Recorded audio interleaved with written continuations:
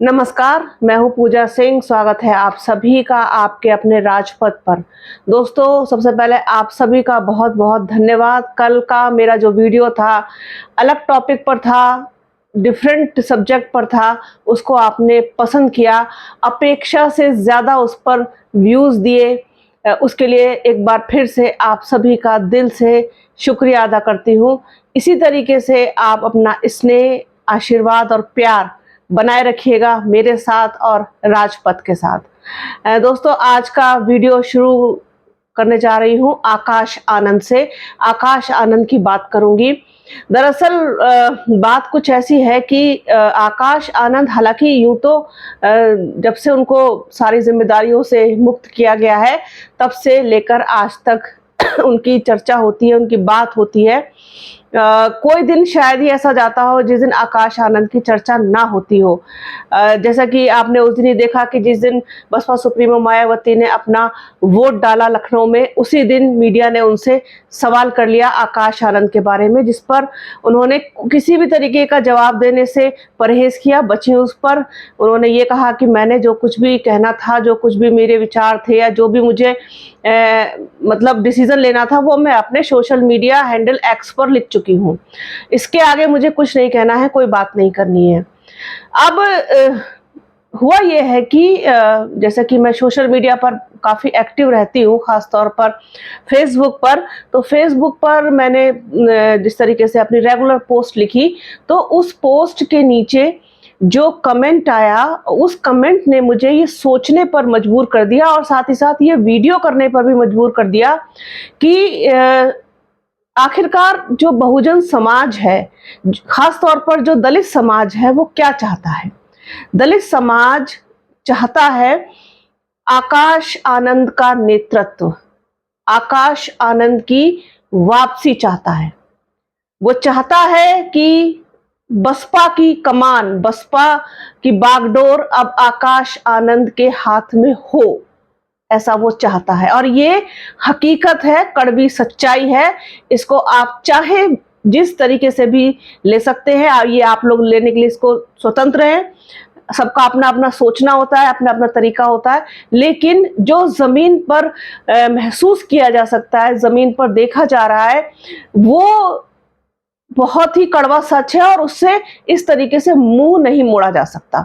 आप ये देखिए कि 3 राउंड चुनाव हो जाने के बाद जिस तरीके से आकाश आनंद को बीच चुनाव में, बिल्कुल भरे चुनाव में, चढ़े हुए चुनाव में उनको विड्रॉ किया गया, उनको घर बिठा दिया गया, उसने जो आगे के फेजेस हैं, डेफिनेटली उस पे असर डाला है। बहुजन समाज पार्टी में वो जोश, वो उत्साह, अब कहने को तो सब कुछ भी कहें, अब जो रैली हो रही है, यूं तो बसपा सुप्रीमो मायावती ने खूब मेहनत की है, सब कुछ किया है, उन्होंने अपनी तरफ से पूरा प्रयास किया है, पूरी कोशिश की है जितनी भी वो कर सकती थी।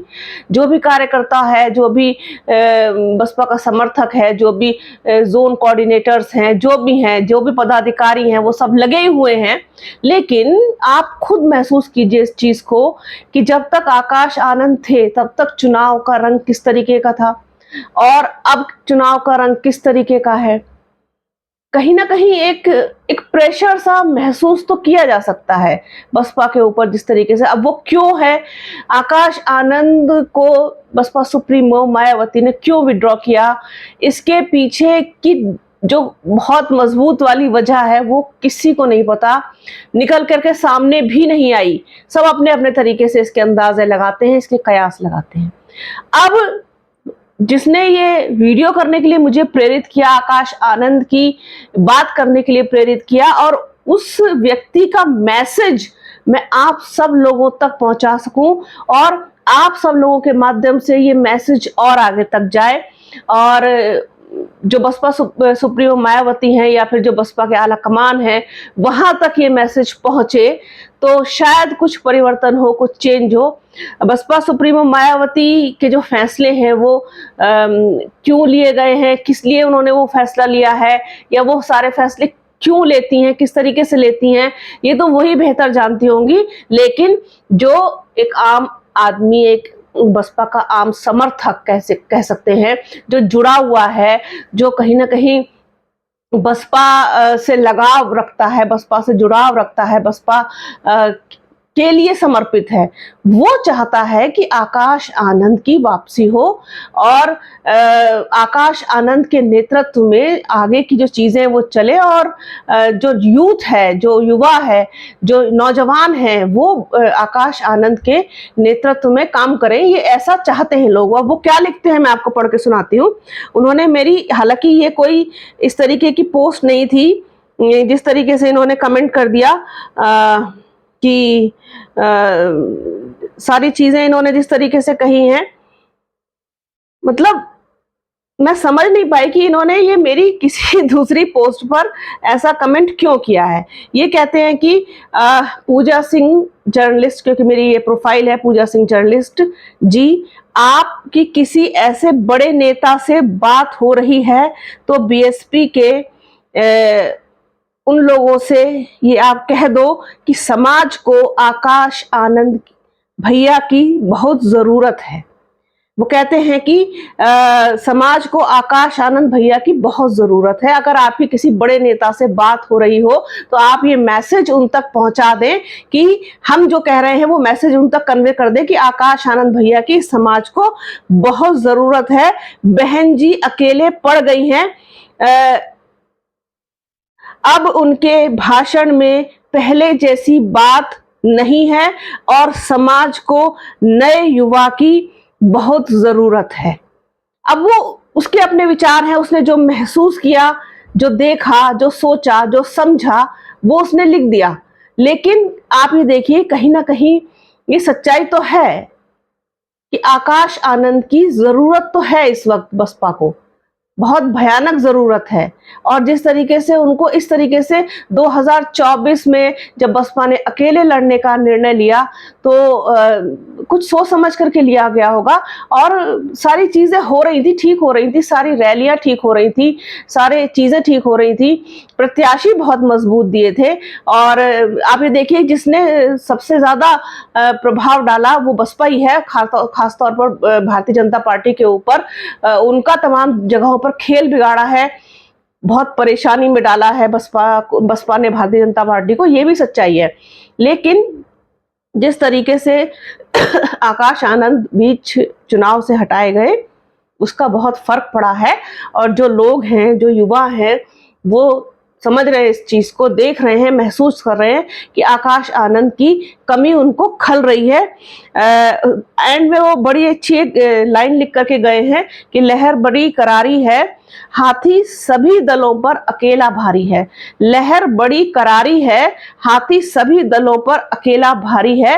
नीचे उन्होंने अपना कॉन्टैक्ट नंबर भी दिया है। अब इनको बेचारों को क्या मालूम कि सच्चाई क्या है, असलियत क्या है, क्यों फैसले लिए गए हैं। ये भावनात्मक रूप से जुड़े हुए लोग हैं जो बसपा को बेपनाह प्यार करते हैं, जो बसपा सुप्रीमो मायावती से मोहब्बत करते हैं, जो आकाश आनंद को बेपनाह चाहते हैं और चाहते हैं कि बसपा मजबूत पार्टी बन करके उभरे और उसका नेतृत्व एक ऐसे हाथों में हो जो युवा हो, उनकी तरह सोच सके।